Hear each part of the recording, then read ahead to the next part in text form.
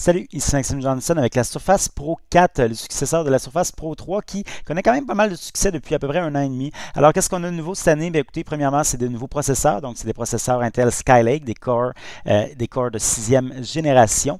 Et on a aussi un nouveau clavier et un nouveau stylet, entre autres choses.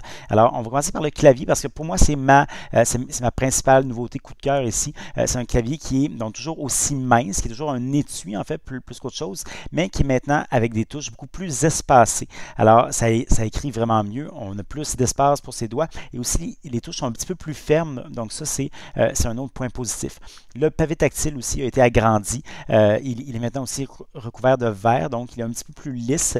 Il va vraiment mieux qu'avant, ça, il n'y a aucun doute. D'ailleurs, le clavier là, de la Surface Pro 4 fonctionne avec la Surface Pro 3. Donc, si vous aviez une vieille tablette, moi, je vous conseille peut-être de changer votre clavier. La tablette est aussi offerte avec un nouveau stylet. Cette fois-ci, c'est inclus avec l'appareil et c'est le stylet là, de le Surface Pen, pardon, qui est maintenant avec plus de 1000 points de pression et une efface à l'arrière. Ça a l'air niaiseux, mais ça marche super bien. Cette efface-là, c'est vraiment pratique. Et pour ranger son stylet, bien écoutez, tout simplement, on n'a plus là, de petites boucles. Tout ce qu'on fait, c'est qu'on le met, on le dépose sur le côté de la tablette et ça colle par un procédé magnétique, là, tout simplement. Donc, ce ne sera sûrement pas solide dans un sac, mais sur une table, ça marche quand même assez bien. Pour le reste, la tablette, bien, écoutez, elle est un petit peu plus mince, donc à peu près 1 mm de plus mince, mais c'est vraiment la même chose, c'est le même design, c'est le même concept.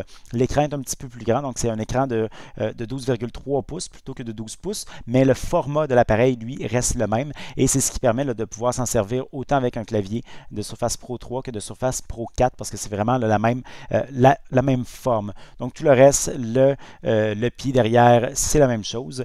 Donc c'est vraiment une tablette qui, moi je trouve, qui est quand même assez prometteuse. Ça va être lancé au Canada à la fin octobre pour à partir de 1179 $ pour le modèle le plus faible et ça va jusqu'à 3500 $ selon le modèle. Pour avoir plus d'informations, maximjohnson.com/techno.